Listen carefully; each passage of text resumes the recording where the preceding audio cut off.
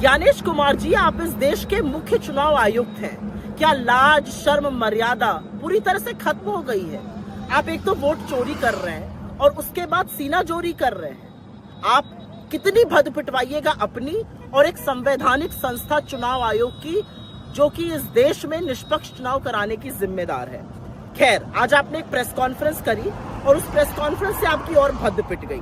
कुछ चीजों का जिक्र पहले करते हैं। पहले चीज का जिक्र है, आपके पास किसी चीज का कोई जवाब नहीं है। आपसे सवाल पूछा गया, महाराष्ट्र में टोटल वोट वहां की अडल्ट पॉपुलेशन से ज्यादा कैसे है? कोई जवाब नहीं। एसआईआर की इतनी हड़बड़ी क्या थी बिहार में? कोई जवाब नहीं। 60% बिहार बाढ़ से ग्रस्त है, इतना जरूरी क्यों था एसआईआर कराना? कोई जवाब नहीं। एक ही पते पर इतने इतने लोग कैसे हैं? कोई जवाब नहीं। फिर आते हैं आपके कुतर्कों पर, क्योंकि मुझे समझ में नहीं आ रहा कि आपके कुतर्कों पर सिर पीटा जाए या हंसा जाए। आपका एक जबरदस्त कुतर्क, आपको सवाल पूछा गया कि वीडियोग्राफी क्यों नहीं दे सकते हैं। आप महिलाओं के पीछे छिप गए। आपने कहा हमारी माँ बहनों की प्रिवेसी का हनन होगा। अच्छा, बूथ में लगी लाइन में औरतों की जो पिक्चर या वीडियो है, उससे प्रिवेसी का हनन कैसे होगा? ये वीडियो तो टीवी दिखाता है, अखबारों में छपती है ये तस्वीरें। और ये प्रिवेसी कहाँ जाती है जब हमारी मुस्लिम बहनों के नकाब उठा उठा के आपके पुलिसकर्मी और भ्रष्ट अधिकारी देखना चाहते हैं वोट के दिन? तो महिलाओं के पीछे मत छुपिए।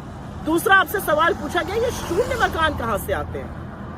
आपने कहा जो लोग कहीं काम करके रात को सड़क पे सोने आते हैं, उनके घर शून्य लिखे जाते हैं। अच्छा, हमें तो नहीं पता था आप रत जगह करा के लोगों को ठेल ठेल के उठाकर वोटर आईडी कार्ड बनवा रहे हैं। और कहाँ गए मोदी जी के इतने सारे जो आवास बनाने वाले थे? एक और क्वेश्चन यहाँ पर आता है, लोगों के अगर ऐसे ही सड़कों पे सोने वाले लोग हैं तो इनके नाम के आगे इना मीना माइना मो क्यों लिखा जा रहा है? पिता के नाम के आगे IGFJK क्यों लिखा जा रहा है? खैर, तीसरा सवाल आपसे पूछा गया कि आप डिजिटल वोटर लिस्ट क्यों नहीं दे सकते? आपने कहा यह निजता का हनन है। जी नहीं, इससे आपकी पोल और खुलेगी, आपकी कलई और खुलेगी।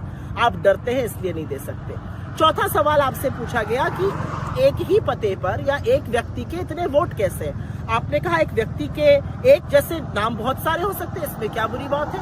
कोई बुरी बात नहीं है। लेकिन एक ही नाम के लोगों के पिता के भी नाम एक हो, पति के भी नाम एक हो, घर का भी एड्रेस एक हो, ये बात तो गले के नीचे नहीं उतरती है। आपसे एक और बात पूछी गई, पांचवी बात, कि नेता प्रतिपक्ष राहुल गांधी जी ने सबूत दिया, आप उस पर एक्शन क्यों नहीं ले रहे? आपने पलट के कहा या तो वो हलफनामा दे या माफी मांगे। अच्छा, अनुराग ठाकुर जी से आप हलफनामा कब लीजिएगा?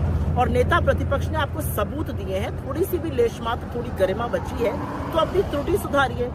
एक बड़ी बात कही गई, पूछा गया चुनाव आयोग वोट में हेरा फेरी क्यों कर रहा है? आपने पलट के कहा वोट चोरी और चुनाव आयोग से सवाल पूछना संविधान का अपमान है। जी नहीं, जो दिन दहाड़े लोकतंत्र